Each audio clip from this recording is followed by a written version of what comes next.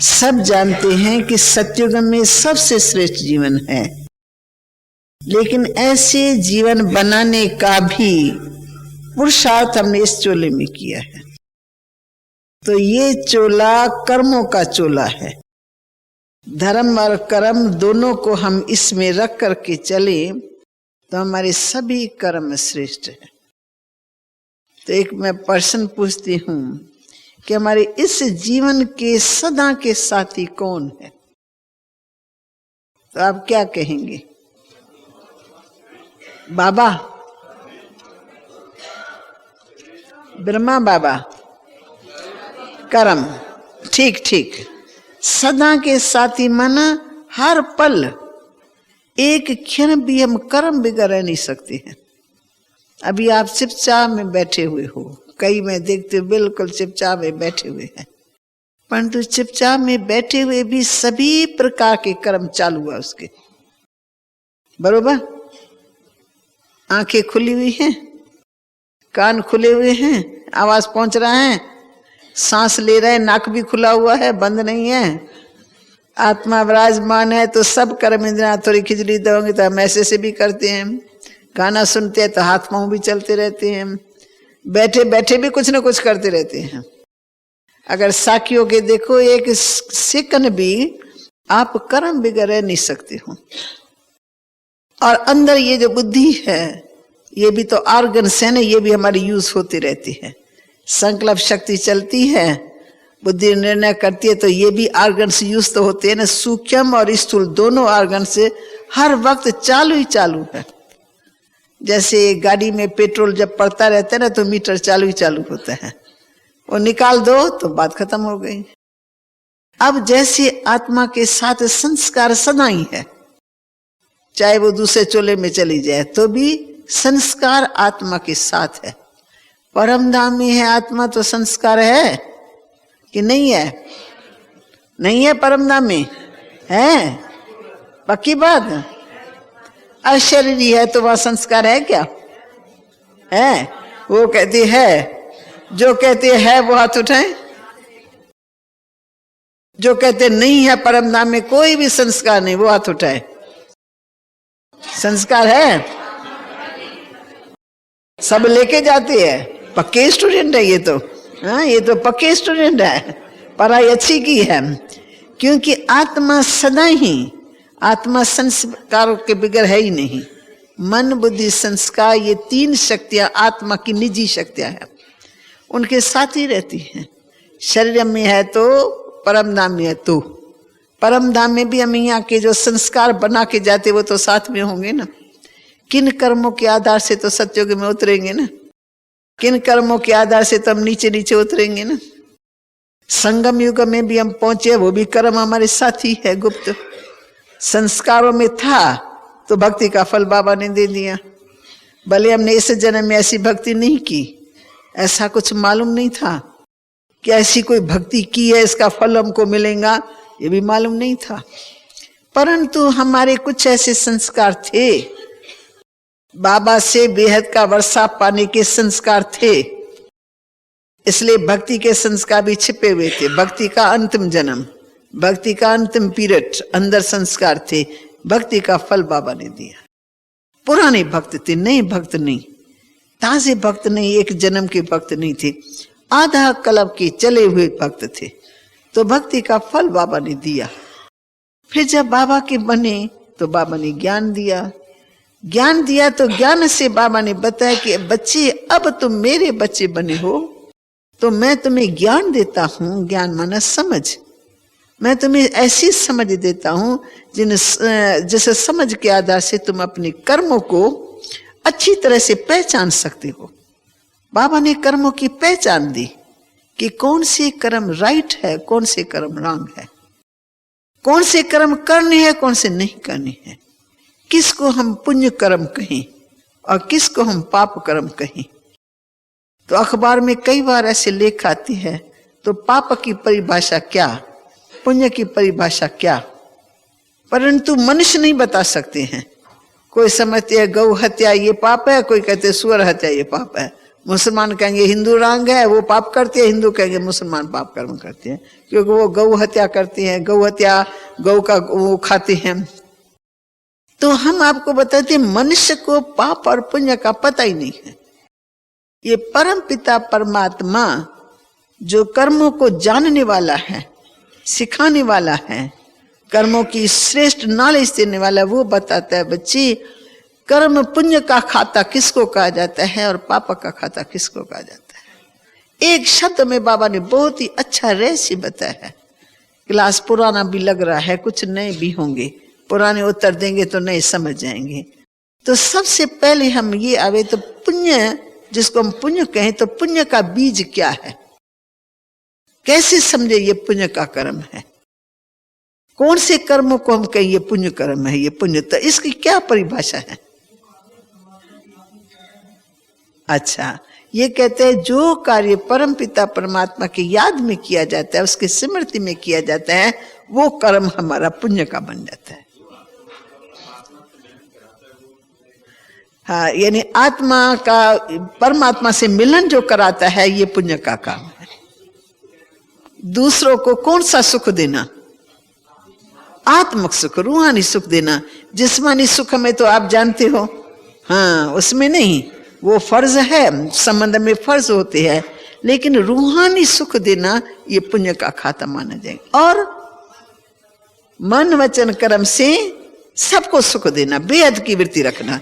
कहीं भी हद की वृत्ति होंगी तो जहां हद होंगी वहां पाप जरूर बनेगा, क्योंकि हदों में क्या होता है, अपना और पराया। अभी आप सब बेहद के भाई हो, कोई इसमें मेरा लौकिक भाई नहीं है। लौकिक भाई के साथ अगर लौकिकता है तो भी हद हो गई। जहां हद है वहां पाप जरूर है, जहां बेहद है वहां पाप नहीं है। जहां बेहद की स्मृति, ऊंची से ऊंची स्मृति में ईश्वर की संतान, और ये सब ईश्वर के बच्चे हैं, उनमें जात पात का भेदभाव नहीं रहता है। वो जात पात के भेदभाव की दृष्टि वो हद की दृष्टि है। जहां हद की दृष्टि है वहां पाप है। पाप और पुण्य से कैसे हम इसको पहचान करके पाप पुण्य के खाते को समझ करके हम इससे भी ऊपर वाली लाइन को पकड़ सकें, जिससे हमारे पाप नाश होते रहे, श्रेष्ठ कर्म भी होते रहे और हमारे पापों का नाश भी हो। तो एक बहुत अच्छी समझ की बात है कि जैसे हम यहाँ चलते हैं ना, तो किसी को आत्मक दृष्टि से देखते हैं। आत्मक दृष्टि से जितना समय आप देखते हो उतना समय आपका व्यवहार भी उनसे शुद्ध होगा, क्योंकि स्मृति, वृत्ति और उसके बाद आपकी कीर्ति। तो जब कर्म आपका श्रेष्ठ है तो बीज उसका अच्छा है, स्मृति रूपी बीज। स्मृति कौन सी, आत्मक स्मृति। एक बाप के हम बच्चे, ऊंचे से ऊंचे कुल की है, उस दृष्टि से आप देखेंगे, उसमें टिके हुए होंगे तो आपको किसी का भी भान नहीं रहेगा। हिंदू, मुस्लिम, सिख, ईसाई सब मेरे भाई हैं। आप जितना बेहद में होंगे उतना आप उनके प्यार के पात्र होंगे। कोई भी आपका दुश्मन नहीं होगा। दुश्मनी तभी होती है जब थोड़ी दूरी होती है। जब बुद्धि बेहद में चली जाती है तो इन सब बातों से हम छूट जाते हैं। तो हम आपको इस बात पे ध्यान खिंचवाते हैं, एक तो आत्मक स्मृति में रहना, बाप को याद करते हुए कर्म करना, ब्राह्मण कुल भूषण हूं, ईश्वरी संतान हूं और पुरुषोत्तम संगम युग में खड़ा हूं सिर्फ पुण्य के काम करने के लिए। बस जी रहे हैं किस लिए, अपने खाने पीने के लिए नहीं। अपना मकान दुकान बनाना है, अपने बाल बच्चों की पालना करनी, अभी वो चिंतन बंद हो गया है, तो अभी पूरा करना है, निभाना है। कोई नई रचना रचने के लिए है डायरेक्शन बाबा का, कहते हैं जो रचना रची है ना बिच्छू टिंडरा, उनको अभी सुधारो, क्योंकि भूल की तुमने, हाँ, अवज्ञा की, विकारों के वशीभूत हुए। अभी तुम्हारे जो भी बच्चे पैदा हुए जैसे भी है, अभी तुम चिड़चिड़ारेपन से भी उनकी पालना करेंगे तो भी तुम्हारा विक्रम बनेगा। अब तुम साखी होकर के उनकी पालना करते रहो, अपना विक्रम नहीं बनाओ। और नई रचना रचने के लिए डायरेक्शन ही नहीं है भगवान का। अब फिनिश करो, बहुत तुमने किया, अब फिनिश करो। अब जो मैं तुम्हें सिखाता हूं वो सीखो। नई रचना रचने का नया ढंग सिखाया। बच्चे अब ज्ञान अमृत पियो और पिलाओ। परमात्मा के जो बच्चे सोए हुए हैं उनको जगाओ, उनको पति से पावन बनाओ। ये नया धंधा सिखाया, नया कर्म करना सिखलाया कि ज्ञान सुनो और सुनाओ। ये ब्राह्मणों का ऊंचा धंधा है। इनमें पाप नहीं बनता है। बनता है कैसे? ज्ञान सुनने और सुनाने में भी पाप बन जाते हैं। कैसे? थोड़ी सूक्ष्म बुद्धि से। एक तो मनमत पर ज्ञान सुनाएगा और दूसरी माया कैसे मिक्स होती है उसमें। ज्ञान सुनाने में भी माया मिक्स होती है। वो कैसे? ज्ञान देने का भी अभिमान अंदर रहता है। मैं बहुत अच्छे ढंग से ज्ञान सुनाती हूं, मेरा तरीका अच्छा है, सब मेरे से प्रभावित होते हैं। अरे ज्ञान देने वाला दाता, उसने ज्ञान दिया, चीज उसकी है, तुमने सिर्फ दिया। तो देने का भी अभिमान, भगवान के ज्ञान का भी महत्व कम करके वो अपना ज्ञान दिखाएंगे, मैं ऐसी समझाने में होशियार हूं, ये सब मेरे से प्रभावित है। तो ये देह अभिमान आया ना, तो जहां देह अभिमान है वहां पाप है ही है।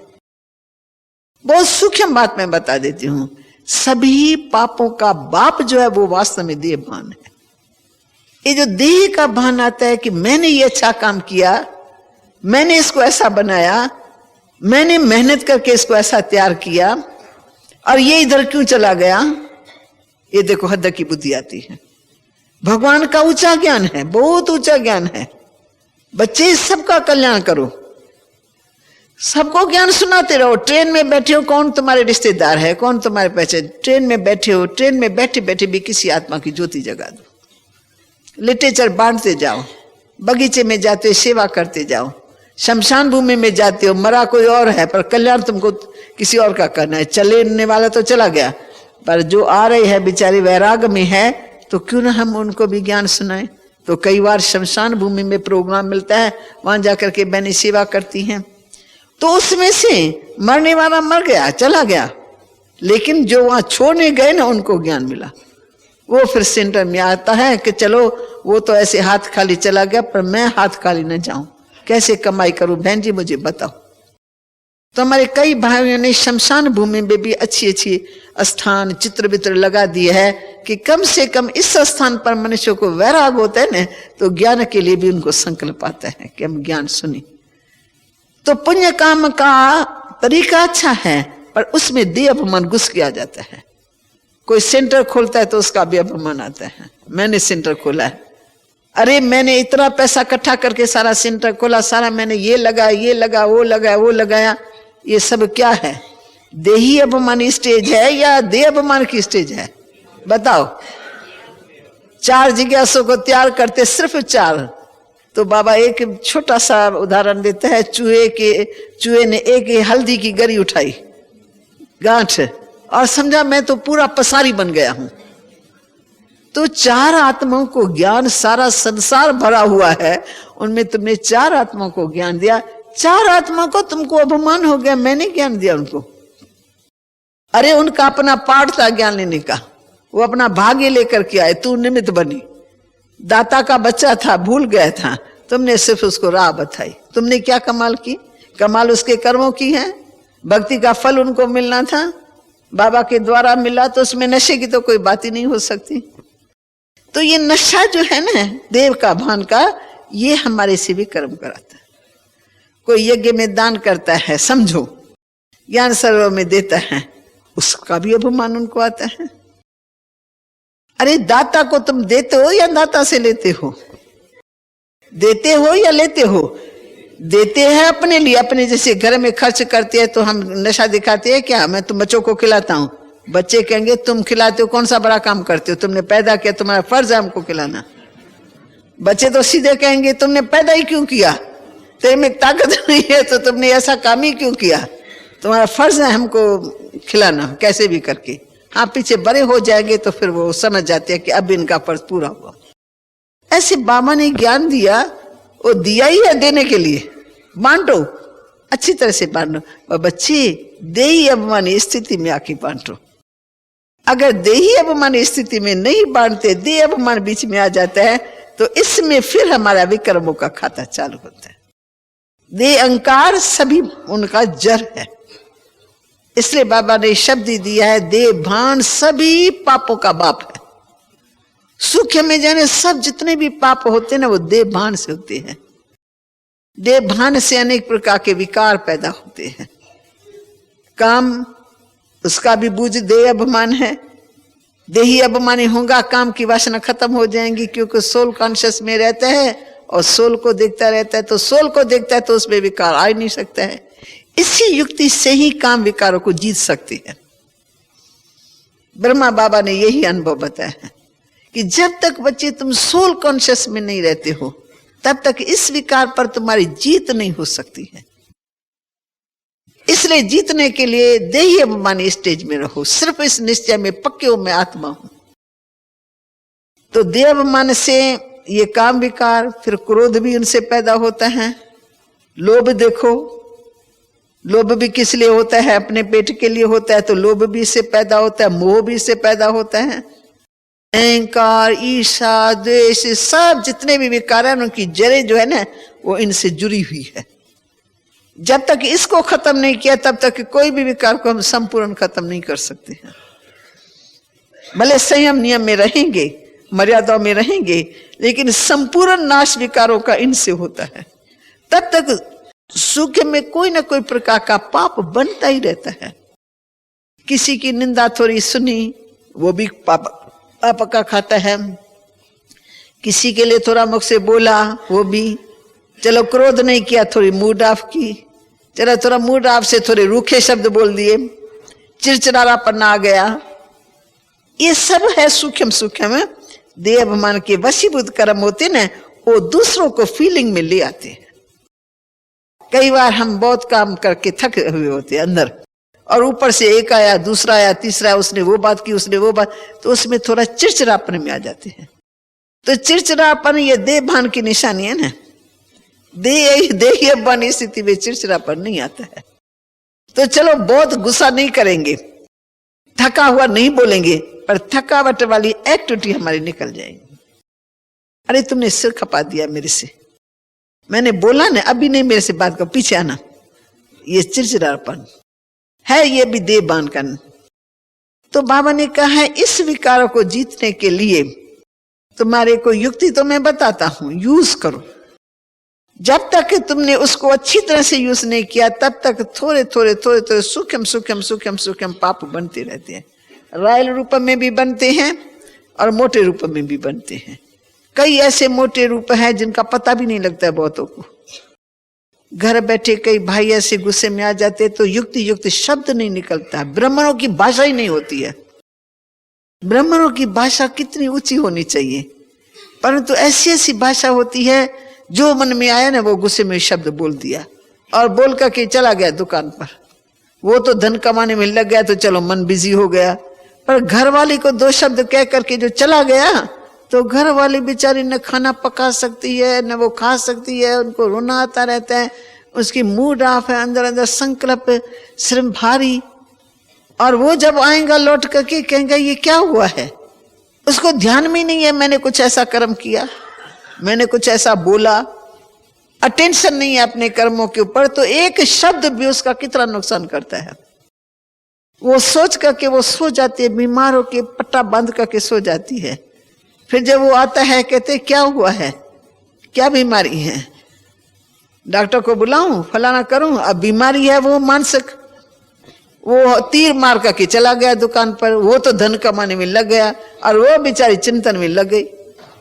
तो वो जितना समय उनका चिंतन चलता है उतना समय का पापों का बोझ हमारे सिर पर चलता है। मैं सूक्ष्म बात आपको बताती हूं। आप तो चले गए धन कमाने में, चाहे आप चले गए चाहे माताएं कहीं काम में चली गई पति से लड़ाई झगड़ा करके, परंतु जितना समय उसका वो संकल्प चलता है उसका निमित्त कौन बना, वो बना। हाँ, दोनों फेल हुए ना। देह भान उसमें भी है तो उसमें भी है, परंतु पुरुष को पुरुष पने का जो रहता है ना तो उसको पता नहीं लगता है। उसको ये तो पता लगता है कि इसने मेरे को डांटा, ये किया वो किया, कोई बात है नहीं और खाम खा डांट करके चला गया, और उसको तो पता ही नहीं लगा कि मैंने डांटा भी, क्योंकि आवरण चढ़ गया धन कमाने का। वो आया, बहुत बड़े ग्राहक आ गए, पैसा आ गया, बस उसमें पता ही नहीं लगा, परंतु उसका बोझ तो चढ़ा ना।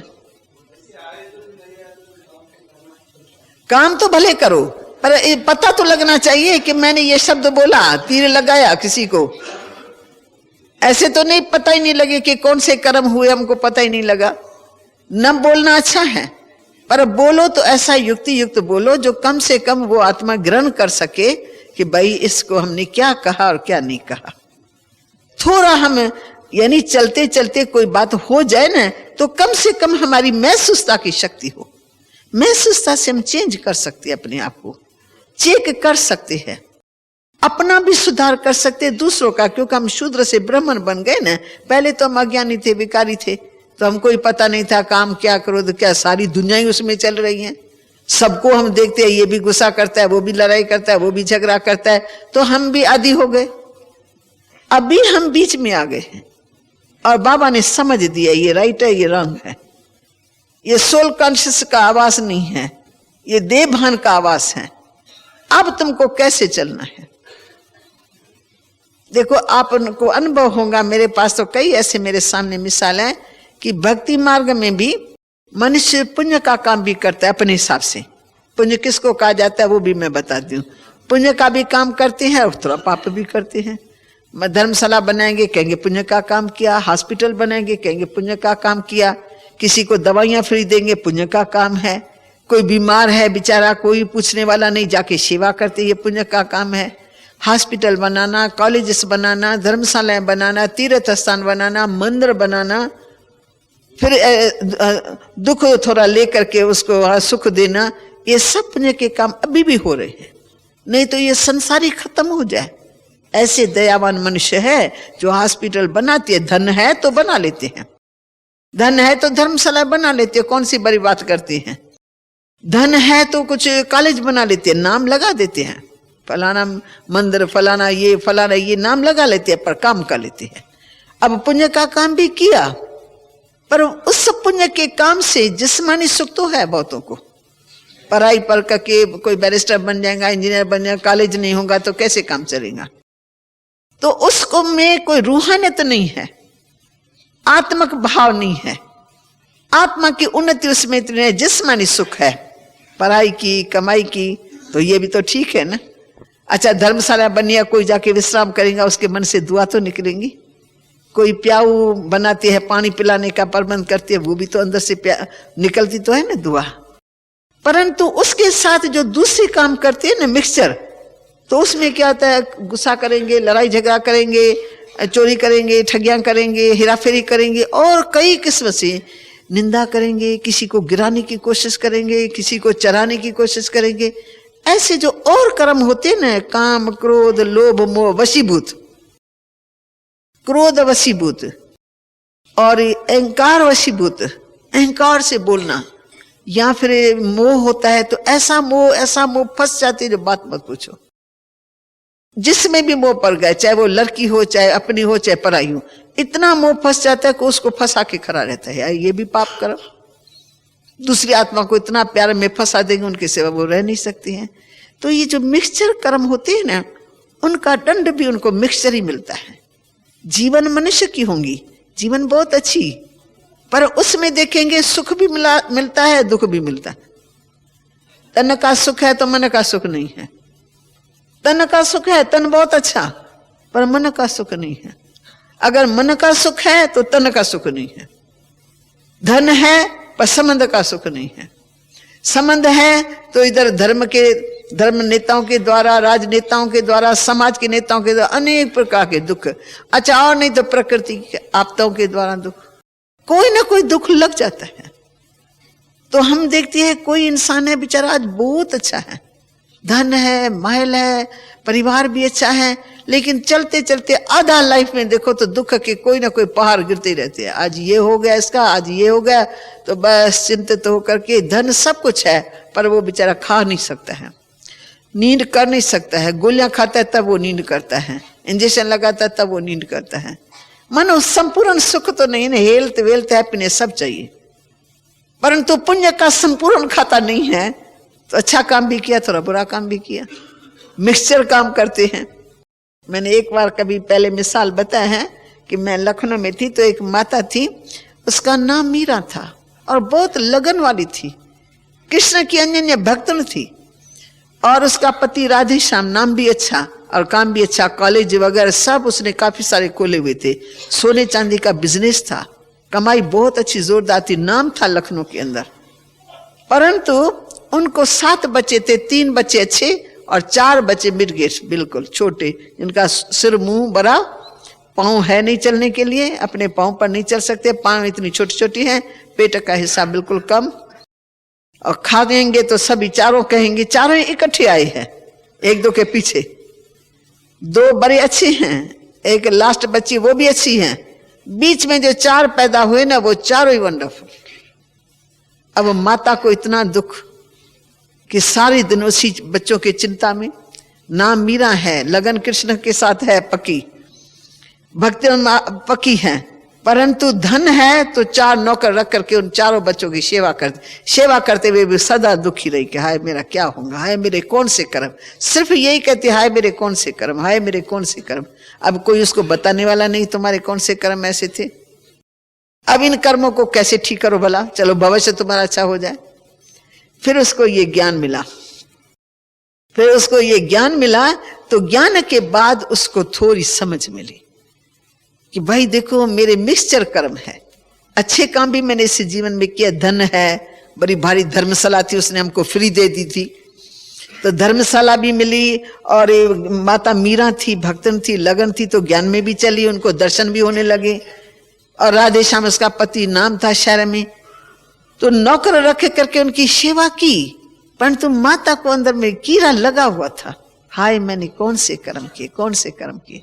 हमने कहा अभी तुमने किए तो है, वो फल तुम्हारे सामने आ गए हैं, अभी तुम इसका भी चिंतन नहीं करो, इनको ठाकुर समझ करके इनकी शांति से प्रेम से पूजा करती रहो, फिर भी शुक्र करो भगवान ने तुमको धन दिया है, नौकर दिए है जो उनकी पालना कर सकती हैं। तुम सिर्फ परमात्मा को अच्छी तरह से दिल से याद करती रहो और अभी से लेके अपने कर्मों को श्रेष्ठ करो, कोई भी किस्म की बुराई तुम्हारी तरफ से नहीं होनी चाहिए। और बच्चों को भी अंदर से डांटो नहीं, बच्चे तो बेचारे है ही ऐसे ना, वो तो जरूर ऐसे करेंगे, तुम शांति से प्रेम से साखी होकर अपना पार्ट प्ले करो। कई साल तक उसका पार्ट प्ले हुआ, मैं भी वहां थी लखनऊ में, फिर मैं इधर आ गई तो मेरे को पता लगा पीछे धीरे धीरे वो चारों ही बच्चे एक तो के पीछे चले गए।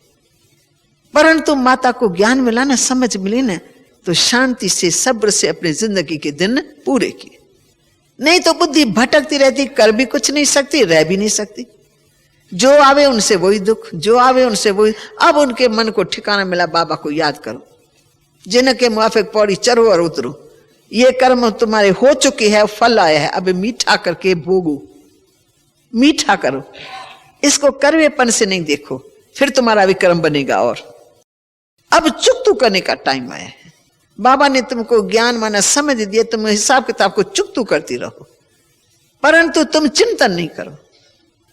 तो भले बुजुर्ग माता थी, लेकिन हमने देखा कि पहले जो मन अशांत होता था ना, उसका मन शांति में रहा, और श्री कृष्ण के साथ इसकी लगन इतनी थी जो उनको साक्षात्कार भी बहुत हुए, बहुत साक्षात्कार हुए, काफी समय मेरे संपर्क में रही, हिस्ट्री लंबी है, लेकिन मैं आपको बताती, ये हमारे सामने सबूत है मिक्सचर कर्म।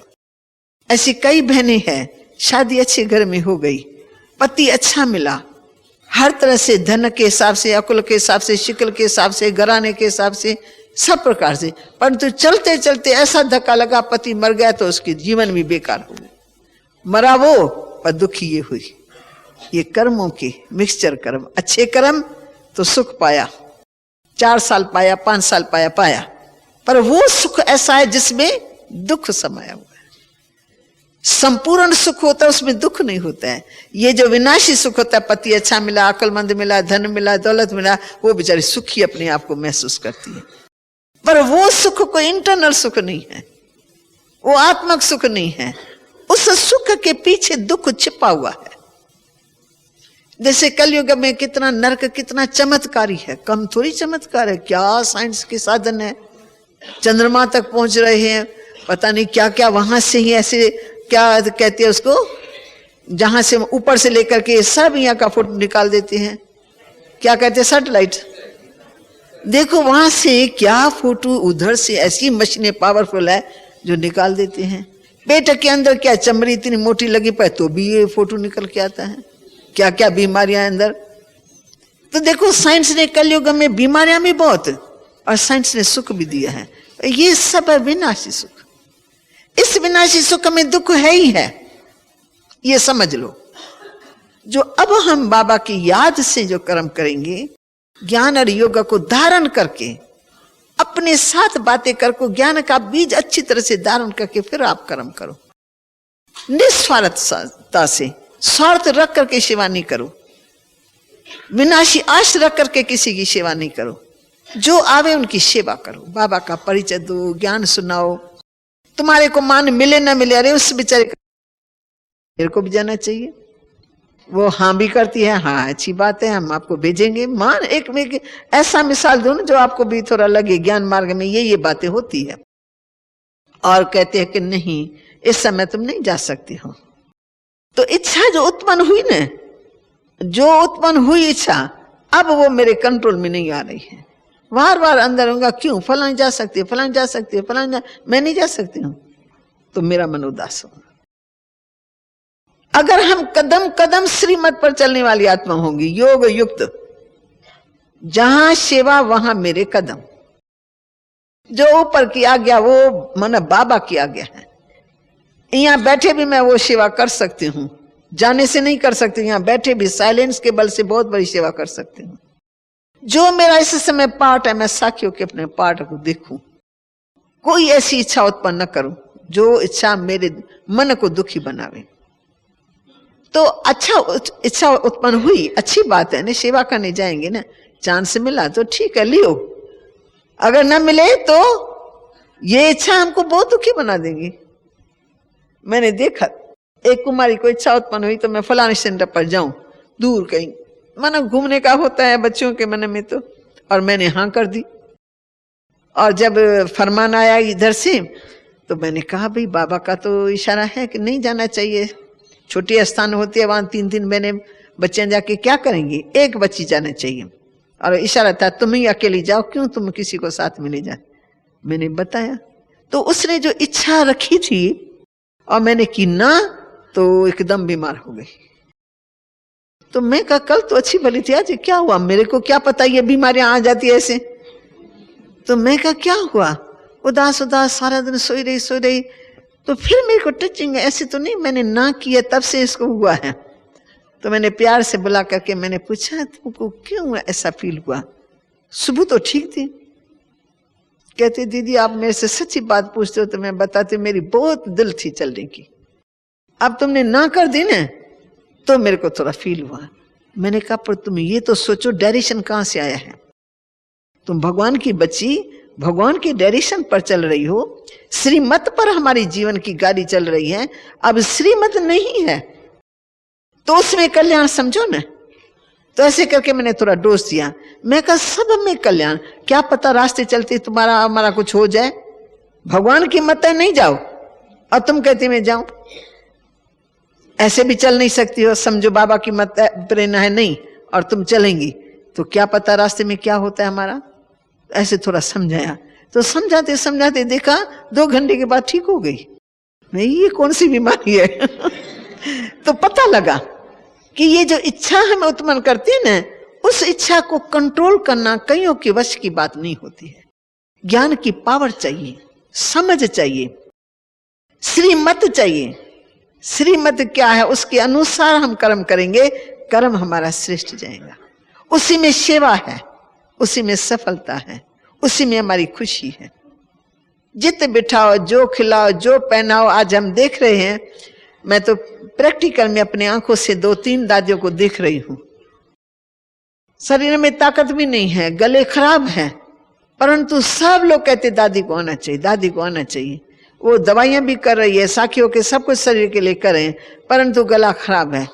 लेकिन वो समझती है सिर्फ मेरा हाजिर होना भी उन लोगों के लिए सेवा है, मेरे लिए भी एक सेवा है।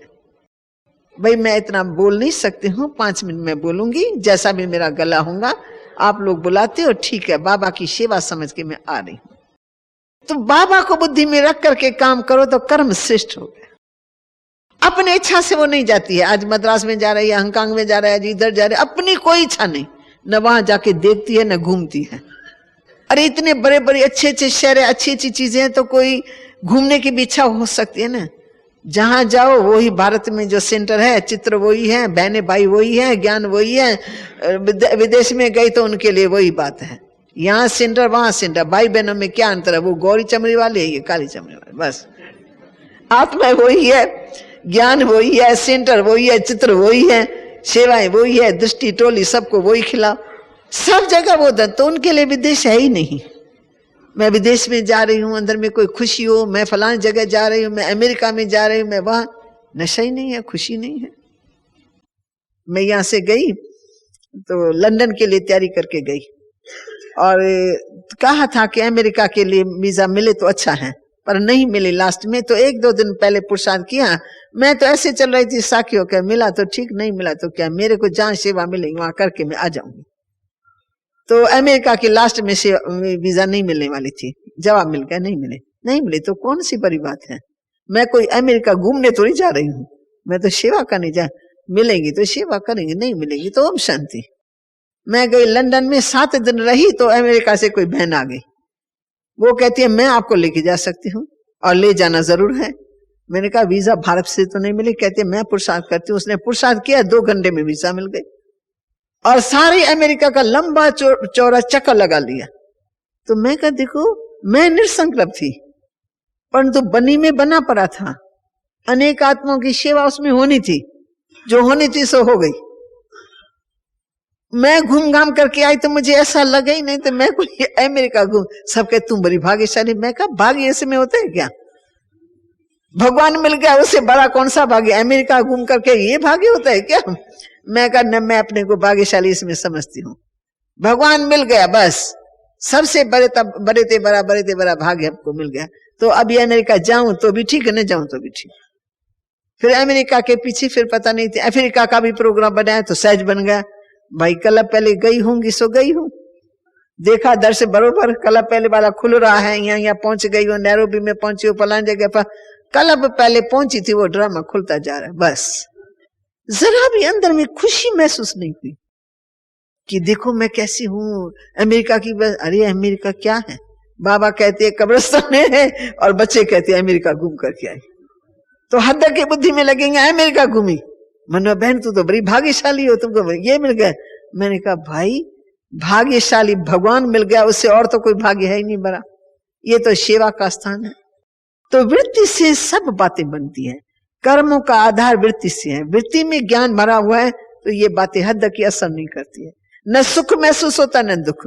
वीजा मिली तो भी ठीक, नहीं मिली तो भी ठीक, गए तो भी ठीक, नहीं गए तो भी ठीक, यहाँ रहे तो भी सेवा है, वहां गए तो भी सेवा है। आगे आती थी फीलिंग, मैं अपना बताती हूँ अनुभव। सेवा का शौक होता है ना, तो सेवा में जाने में बहुत अच्छा लगता था, जगह जगह नई नई सेवा करो। अभी उससे बुद्धि ऊपर गई, अरे सेवा हमारी किस में है, पहले उसमें चले जाओ अंदर। सूक्ष्मता में शक्ति भरी हुई होती है ना, बाबा की याद। और जो आने वाले जिस स्थान पर मैं बैठी हूं, जो मेरे सामने सेवा आती है, वो सेवा करो दिल से। उस सेवा के द्वारा अनेक आत्माओं का भाग्य बनता है, तो अपना बन ही जाता है। याद में मैं आपको बिठाती हूं, पर मैं तो बैठती हूं ना, बैठ करके आपको बिठाते हो तो मेरा तो भाग्य बन जाता है, मेरी बैटरी चार्ज होती है। हम खुशी खुशी से आके कहेंगे जाते हैं योग कराने पर, अंदर है कि मैं खुद करने जाऊं। तरफन होती है, शाम का टाइम होता है, योग करने की तरफन होती है, हम योग जाके करें। करने के साथ चलो सामने बैठे हुए, वो भी याद में, मैं भी याद में, उनकी भी कमाई मेरी भी कमाई। तो बाबा कहते हैं ज्ञान युक्त आप जो कर्म करेंगे वो तुम्हारे सुकर्म बनते जाएंगे। पास्ट का चिंतन करेंगे तो विकर्म बनेगा। किसी के अवगुण का चिंतन विकर्म, किसी की बुराई को बार बार देखते रहेंगे, बार बार देखते, तुम्हारी बुद्धि गई कहां, अवगुणों में गई, बुराइयों में गई, भगवान की अवज्ञा हो गई। भगवान कहते हैं बुरा मत देखो, बुरा मत सुनो। हम सुनते हैं तो हमारा पाप बनता है। हम सारा दिन पर चिंतन करते देखते रहते हैं, फलाना व्यक्ति कैसा, फलाना व्यक्ति कैसा, फलाना कैसा, तो हमारा पर चिंतन पतन की चर्बी हो गई और ईश्वरी आज्ञा का उल्लंघन हुआ। बाबा ने जो काम दिया हम उसमें लगे रहे ना, स्वचिंतन करते रहे ना, तो स्वचिंतन ऑटोमेटिकली उन्नति की सीढ़ी। अपना दर्शन करो, पर का दर्शन बंद कर दो। पर का चिंतन भी बंद तो पर का दर्शन भी बंद। देखते हुए भी जैसे न देखो। ऊपर वाले बैठे हैं, भगवान के बच्चे हैं, श्रीमत सबको मिली हुई है। हम चिंतन करके अपना टाइम वेस्ट क्यों करें? ये हमारे विक्रम बनते हैं। तो छोटे छोटे मैं माताओं को भी बताती हूँ कि छोटे छोटे हमारे विकार होते हैं। जैसे ईर्ष्या है, बहुत छोटा सा विकार है। बड़े बड़े विकार तो बड़े हैं, पर ये छोटे से विकार, जिद का संस्कार, ईर्ष्या का संस्कार, सहनशीलता की कमी, उसके कारण भी बहुत विक्रम बनते हैं।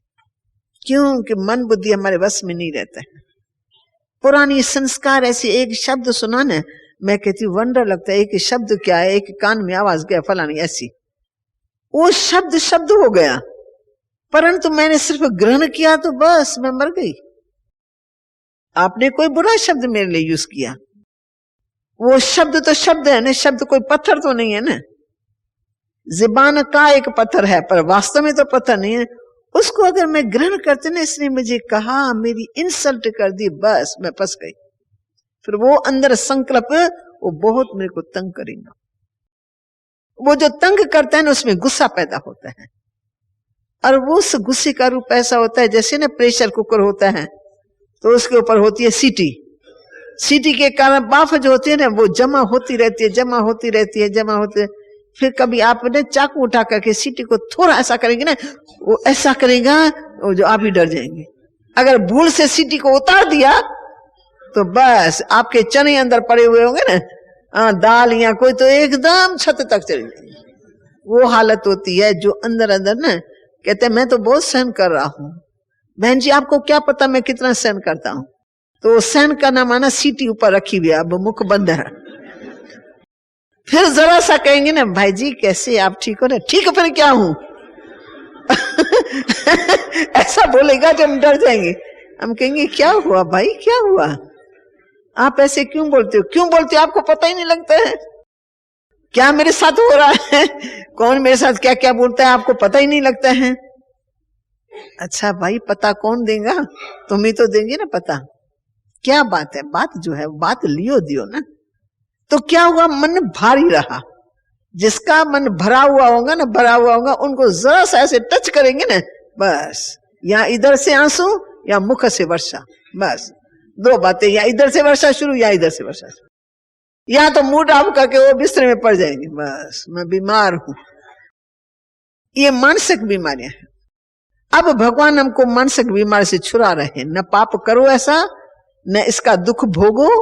इस जन्म में भी अपना टाइम क्यों वेस्ट करते हो? ये संस्कार पक्के हो जाते हैं। जो काम बार बार हम करते रहते हैं ना, वो हमारा संस्कार पक्का हो जाता है। नहीं, हमको इसी जन्म में काटना है इसको। चलो रोना आता है, फिर भी कर्म में नहीं ले आना है। मन में आवे तो भी ज्ञान से उड़ा दो। योग करो, मुरली पढ़ो, मनन चिंतन करो, किसी की सेवा करो, तो आपकी माइंड क्लियर हो जाए। एक कुमारी होती थी, बात बात में रोती थी, तो हम उसको सेवा में लगा देते थे। तो जाओ फलाना आया, कहती नहीं पर मेरी मूड ऑफ है ना, मैं क्या सेवा करूंगी। मैं कहा मूड ऑफ करने की दवाई भी तो चाहिए ना, तो ये दवाई है। चलो मैं मूड ऑफ है ना, 5 मिनट जरा उससे बात करके आओ, बस जास्ती नहीं, मैं समझती हूँ तुम ठीक हो जाएंगी। अब मैं जबरदस्ती भेज देती हूँ। वो सेवा करके आती है, घंटा सेवा करके आती है, चारा चेंज। मैं कहती ये देखो, पहले जब गई थी तब तुम्हारी मूड ऑफ थी, अब क्या हुआ? कहते सेवा की ना तो मैं खुश होके आई हूं। तो माना मूड ऑफ वाला भी हो, ये बीमारी है, संस्कार है हमारे पुरानी। अगर तुम सेवा करेंगे, नया श्रेष्ठ काम किया ना, नए श्रेष्ठ कर्म की, आपको नई शक्ति मिल गई, खुशी मिल गई। दान दूसरे को दिया पर रिटर्न आपको मिल गई, दुआ मिल गई। सब कहेंगे बहन जी तुमने हमको बहुत अच्छा समझाया, बहन जी आज 1 घंटा में बहुत अशांत था, तुमने इतना अच्छा ज्ञान दिया, मेरा मन शांत हो गया। तो उसकी दुआ मिल गई, दुआ से उनकी बीमारी मन से खत्म हो गई। इसलिए बाबा कहते हैं 4 सब्जेक्ट्स रोज यूज करो, ज्ञान, योग, धारणा, सेवा। हर वक्त तुम उस 4 अलंकारों को लेके चलो।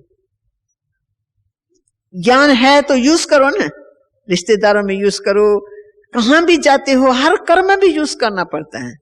अरे आपका एक क्लास तो आपके घर में है ही है, रोजाना क्लास आपके घर के मेंबर है। आप ये नहीं समझो वो कोई मेरा सेंटर थोड़ी है, कोई गीता पाठशाला मेरी थोड़ी है। गीता पाठशाला में 4 बाहर से आते हैं, पर अपनी जो रियल गीता पाठशाला उसमें घर वाले ही बहुत बैठे रहते हैं। आपका व्यवहार ऐसा हो। मैंने देखा है यहाँ कई माताएं हैं जिनकी सासू कहती हैं कि जब से हमारी ज्ञान में गई है तब से बहन जी हमारा घर स्वर्ग हो गया। उनकी इच्छाएं सब खत्म हो गई, पहनने की, खाने की, घूमने की, भागने की, ये सारा दिन ज्ञान योग आती है, सबकी सेवा करती है प्यार से। बहन जी पहले हमारा घर नर्क था, अब हमारा घर स्वर्ग हो गया। उसने श्रेष्ठ कर्म किया, उनकी सब इच्छाएं अंदर की मर गई। अब उसको है कि मुझे अपनी सास का भी कल्याण करना है, वो भी बाबा के ज्ञान में चले, मेरे बच्चे भी अच्छे हैं, उनको भी थोड़ा मैं ऐसे चलूं जो मेरे बच्चे भी ज्ञान में चले। तो अपने कर्मों के भाषण से उनको तैयार करती है। बार बार कहो ना चलो ज्ञान में, चलो ज्ञान में, तो खिंच जाते, नहीं नहीं तुम्हारे ज्ञान में हम नहीं चलेंगे। हम क्यों बार बार किसी को कहें और बाबा के ज्ञान की वो इंसल्ट करें। कहो नहीं, पर रहो ऐसे, सेवा ऐसी करो, प्यार ऐसा दो जो वो समझे कि ज्ञान रियल है। तो ये इस ज्ञान का सुख हमको लेना चाहिए। बहन जी तुम तो रोज जाती हो, तुम्हारी अवस्था तो बहुत अच्छी हो गई है, हमको क्यों नहीं ले जाती हो, आज हमको भी ले जाओ। ये मनुष्य ने अपने कर्म से सेवा की। कोई बहु सास का रोज ठीक टिक टिक टिक होती रहती थी, पड़ोसी देखते थे। जब दोनों ज्ञान में चली गई तो दोनों के कारण शांति हो गई। तो पड़ोस वालों ने कहा ये क्या हो गया है, ये कहां जाती है, आगे रोज लड़ाई, अभी लड़ाई का नाम निशान नहीं है, ये क्या हो गया। तो अंदर में उत्कंठा रही। उस युगल ने मेरे से बात की, मैं दिल्ली में गई थी, छोटा सा युगल था, छोटी सी एज वाला। कहा हमको 2 साल हुआ ज्ञान में चलते, पहली बार मेरे से मुलाकात कर रहे थे। तो मैं कहा कैसे आपका आना हुआ, मुझे क्या पता हिस्ट्री क्या उसकी। मैं कहा आपका कैसे आना हुआ। कहा बहन जी पड़ोस में रोज सासू बहू की झगड़े होते थे, हम रोज सुनते थे, हम भी सुन के थक गए थे, हम भी कहते मकान ही चेंज कर दे। यानी खाम का उनकी अशांति हमारे कानों में आती रहती है, हमारी भी संकल्प चलती है। परंतु कुछ समय से ये ज्ञान में चलने लगी तो घर में शांति, आवाज ही नहीं है। तो हमको अंदर आया क्या बात है, हम जाके देखे कुछ गहरा दुख है या क्या बात है। तो एक दिन कोई बहाना करके हम गए, बहाना करके हमने पूछा तो बहन जी आप कहाँ जाती हो। तो उसने कहा यहाँ सत्संग एक होता है माताओं का, उस सत्संग में मैं जाती हूँ। अच्छा वो कौन सत्संग करता है, कौन सा महात्मा। कहा महात्मा तो नहीं है, बहनी है। तो ऐसा क्या ज्ञान तुमको मिला है। पहले तो आपका बहुत वातावरण ऐसा था, फिर जो उसने ज्ञान सुनाया तो वो माता रह न सकी, छोटी एजवान कहती मेरे को जरूर ले चलो। तो उसने कहा अगर तुम चलना चाहते हो पति को भी साथ में ले लो। फिर दोनों को कोर्स करा, वो दिन और ये दिन, ये चल रहे आज 3-4 साल हो गए हैं। और दोनों बहुत खुश, कहते इनके जीवन से हम प्रभावित होके आए। नाम बताती है फलानी, देखो अभी दादी रोज ज्ञान में। ये है कर्मों के श्रेष्ठता का प्रभाव, उन्होंने खुद देखा इनके जीवन में परिवर्तन आए हैं। तो अगर हमारे जीवन में परिवर्तन आएगा तो हमारा ऑटोमेटिकली सोचना, देखना, बोलना और हर कर्म लेना देना सब श्रेष्ठ। क्यों, हम ब्राह्मणों का स्वार्थ तो किसी में है नहीं। जो हम समझे स्वार्थ बस जो काम करेगा ना उसमें मनुष्यों को भी खिंचा पड़ेगा कि नहीं इनमें स्वार्थ है तब ये मेरे पीछे पर, इनको कुछ चाहिए हमारे से, ये मदद क्यों करते हैं, इनको कुछ हमारे से भी मदद चाहिए, तो वाइब्रेशन काम करते हैं। देखो ये जो ग्लोबल हॉस्पिटल है ना, तो ग्लोबल हॉस्पिटल में निर्भय भाइयों को, वो जो सिंधी एक भाई था जिसने ये मदद किया हॉस्पिटल में, तो उनके वाटुमल, तो उसका फ्लैट था मुंबई में। उस फ्लैट में कमरा खाली था, उसका एक भाई था या बेटा था मुझे याद नहीं आता है, वो बीमार सा रहता था। तो उनको सिर्फ विंद्र के लिए अखबार सुनाए, थोड़ी प्रेम से बात करे। बहुत बड़ा आदमी था, पैसे वाला, परंतु कर्म भोग भी अपना होता है। तो हमारी पुष्प शांता थी, उनका रिश्ता था, बेटी का वो जमाई लगता था वाटुमल। तो पुष्प शांता को कहा कोई ऐसा कुमार हो जो इस फ्लैट में 3 कमरे 4 कमरे है, वहां रहे भी, थोड़ी उसको विंद्र हो जाए बस। और नौकर चाकर बहुत खड़े हैं, पर एक प्यार से पुचकार देने वाला, चलो कभी चाय का कप उनके साथ बैठ के पिया, कभी कुछ अखबार सुना ली, कभी कोई ऐसी मीठी बात सुना दी। तो आप किसी को भी रख सकते हो। तो हमारे पास उस समय जगह नहीं थी, तो उसके कमरे में निर्भय भाई को रख दिया। निर्भय भाई को रखा तो वो देखते थे कि इतना अच्छा ऑफिसर और यहाँ हमारे पैसे से चाय का एक कप नहीं पीता है। वो कहते वो पीता, तुम भी पियो। कहते नहीं, हम सेंटर में जा रहे हैं ना, वहां जाके चाय पियेंगे। नहीं तो वो अपने हाथ से चाय का एक कप बना के पीता था। तो भी कर्मों का इतना हिसाब किताब रखता था, जरा भी उसका उसके फ्लैट में अनेक चीजें पड़ी है, अनेक वो जरा भी उसका उसमें वो नहीं था लगा। उस समय का उनके मन में प्रभाव कि ऐसे लोग ही कुछ संसार का काम कर सकते हैं, जिनको अपने खाने पीने की इच्छा नहीं है, पैसे लेने की इच्छा नहीं है, लालच नहीं है, हमारे वैभव देखते हुए भी किसी में लालच नहीं है। तो उन्होंने कहा ये ट्रस्टी जरूर होना चाहिए, हम जो भी पैसा दें इनके मार्फत लगे। तो आज भी निर्भय भाई कहते हैं तो बाबा के नाम पर हॉस्पिटल है, मैं तो निमित्त हूं, मेरा तो कुछ है ही नहीं। बाबा ने प्रेरणा दी है, बाबा के बच्चों के लिए हॉस्पिटल खोली है, अशोक मेहता निमित्त बन गए हैं, नाम करके ट्रस्ट में हमको लगा दिया है। इधर आता है उधर लगता है, इधर आता है उधर लगता है, मेरा क्या है इसमें? क्यों? अपना स्वार्थ नहीं, खाने पीने वाले नहीं। ब्राह्मणों में खाने पीने वाले थे ना, पैसा इधर उधर, डॉक्टर लोग भी हेरा फेरी बहुत कर लेते हैं, और ये दूसरे लोग होते हैं, हॉस्पिटल में मिलता तो बहुत है परंतु दवाइयां चोरी हो जाएंगे, फलानी चीजें चोरी हो जाएंगे, बहुत कुछ होता है। अब यहाँ ब्राह्मण क्या करेंगे, कहाँ ले जाएंगे? निष्काम सेवा का उसकी रिजल्ट निकलती है। ये श्रेष्ठ कर्म है। सिर्फ सुख देने का ही लक्ष्य रखो। कोई भी विकार का अंश न हो, विकार के अंश के वशीभूत काम करेंगे, वो हमारा भी कर्म जरूर बनेगा। चेक करते रहो सारा दिन। अब पापों का बोझा उतारना है, शेष काम करना है, और जो किया हुआ है बहुत बड़ी बात है। 21 जन्म क्या 63 जन्मों का खाता हमारी आत्मा में जमा है।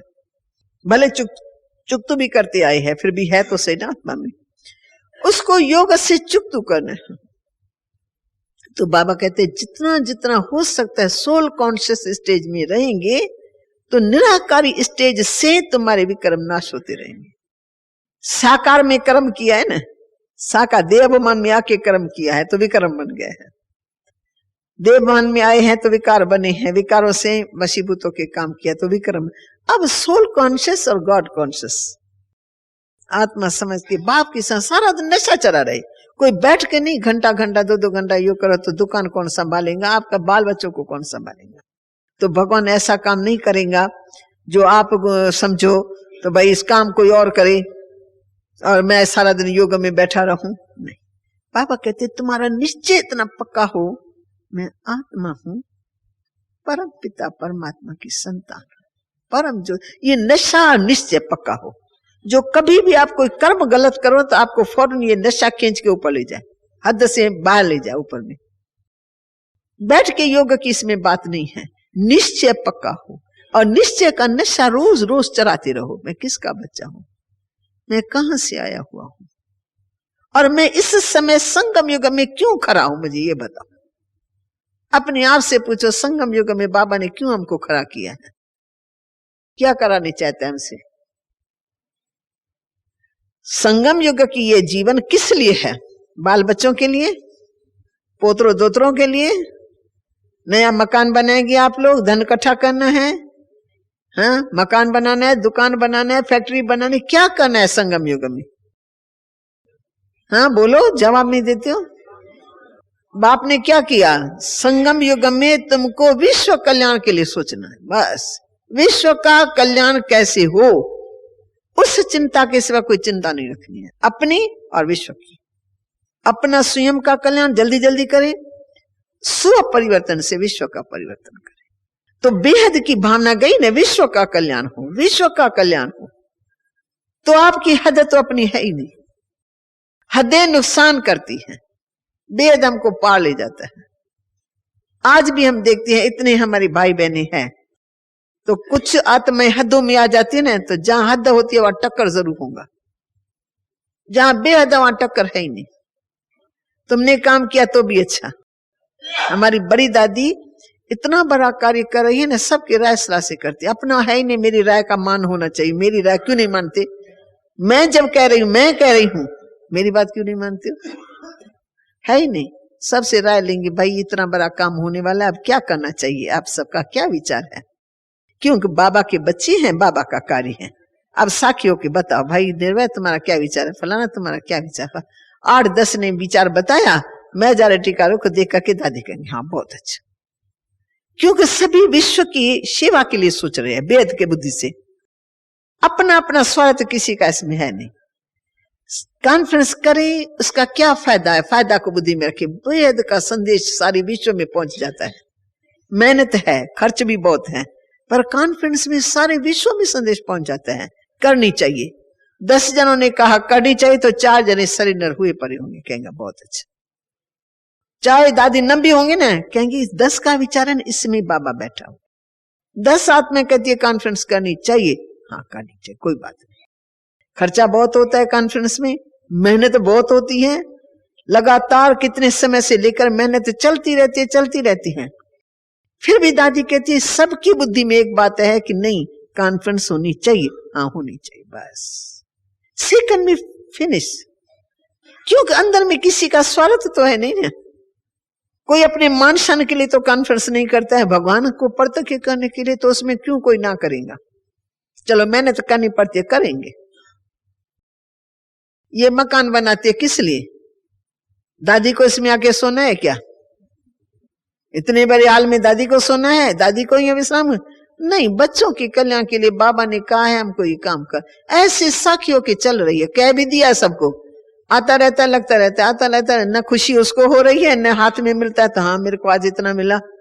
अपना तो है नहीं ना बैंक बैलेंस। बाबा का कार्य बाबा के बच्चों के लिए बन रहा है, बाबा की प्रेरणा से बन रहा है। दादी ने एक दिन बहुत अच्छी बात हमको बताई कि ये जमीन का ख्याल ही नहीं था, संकल्प ही नहीं था, क्योंकि फिर भी तो हम साकारियात में है, जितना बोझ उठा सकते उतना ही हम सोचेंगे। बाबा तो है ही त्रिकालदर्शी।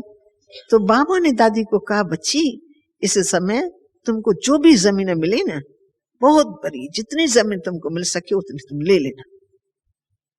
दादी ने बाबा का सुना और ध्यान में आया, तो बाबा कहता है बाबा की प्रेरणा है, अच्छा देखेंगे। तो अभी तो 1-2 साल तक हम देखते भी नहीं थे जमीन को। सामने से 6 दिन के बाद, 7 दिन के बाद सामने से एक व्यक्ति आ गया जो हमको दूध देता था। तो उन्हों के मन में था कि ये जमीन है, ये संस्था बढ़ती रहती है, ये जमीन इन्हों के हाथ में चली जाए तो हमारी जमीन है पर अच्छा काम होगा तो उसकी हमको खुशी मिलेगी, तो क्यों ना हम अपनी ऑफर करें। 7 दिन के बाद बाबा ने उनको टच ऐसा किया जो उसने आके हमारे एक भाई से बात की। तो भाई हम समझते हैं हमारे पास काफी सारी जमीन है, इतने एकड़ जमीन है, अगर आप लोगों को जरूरत हो अपने कार्य के लिए, आपका कार्य तो बढ़ रहा है, तो हम आपको दे सकते हैं। तो उसने आके दादी से बात की, तो बाबा का आवाज और मनुष्य का आवाज दोनों मिल गया। तो दादी ने सोचा इसमें कोई राज है। बाबा ने कहा और सामने से ग्राहक आया, इससे पहले नहीं आया था, क्योंकि दादी ले ही नहीं सकती थी इतनी एकड़ जमीन, उसका क्या होगा कैसे होगा दादी सोच भी नहीं सकती थी। पर ऑलमाइटी बाबा ने दिया कि बच्चे बहुत आने वाले हैं, बच्चों के लिए पहले से तैयारी होनी चाहिए। अभी दादी ने सबको सिर्फ संकल्प दिया, बस खुद निर्संकल्प होके खा रही है, आराम कर रही है, सब कुछ करे। अरे करण कराना और बाबा है, यज्ञ बाबा का, बच्चे बाबा के सुखी होंगे तो खुद होंगे, जितना करेंगे उतना बना लेंगे। अभी नहीं बन सकता, चलो दूसरे साल में थोड़ा बन जाएगा, कुछ रह जाएगा तो भी दादी को चिंता नहीं। दिव्य बुद्धि से, लौकिक बुद्धि से नहीं, संसारिक बुद्धि, दिव्य बुद्धि, ज्ञान की बुद्धि से फौरन पता लगना चाहिए ये रॉन्ग कर्म है, और उसके ऊपर कंट्रोल हो, ज्ञान से, हठ से नहीं। और दूसरा फिर बाबा कहते हैं तुम निराकारी स्टेज में जितना रहेंगे उतने तुम डबल लाइट हो जाएंगे, आत्मा लाइट। और फिर विकर्म से बच करके रहेंगे, साखियों के कर्म करेंगे, कोई कर्म का प्रभाव तेरे ऊपर नहीं पड़ेगा, उससे हमारे विकर्म नाश होते हैं। निराकारी स्टेज, सब बातों से पार, सदा समझो मैं ईश्वर का बच्चा हूं, मैं पाठ बजाने आया हूं, ये मेरे पाठ के साथी है, ये मेरे सदा के साथी नहीं है। मैं किस में मोह रखूं, किस में लोभ रखूं, क्या मेरे साथ चलने वाला है? पूछो अपने आप से, मर जाएंगे क्या साथ ले जाएंगे? जो बीज बोया वो तो साथ चलेगा, जो श्रेष्ठ काम किया ना वो तुम्हारा साथ जाएगा। बाकी जो स्थूल में है वो तो साथ में जाए, जब शरीर ही नाश हो जाएगा तो हमारा स्थूल तो कुछ रहेगा नहीं।